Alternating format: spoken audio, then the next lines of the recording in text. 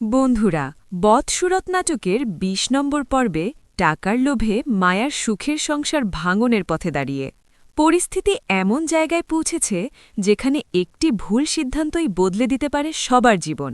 অন্যদিকে মরিয়ম এবার সত্যিই জামালের বউ হতে চলেছে।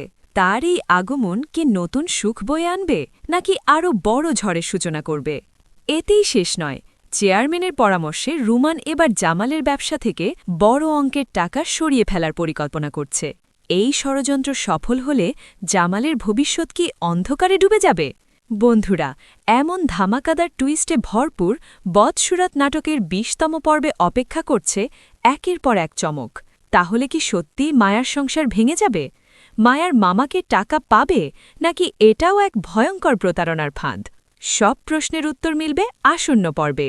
বন্ধুরা, বৎসুরত নাটকের ২০তম পর্ব আসছে আগামী ৩ মার্চ মঙ্গলবার বিকাল ৩টা ৩০ শুধুমাত্র ঈগল ইসলামিক নাটক ইউটিউব চ্যানেলে।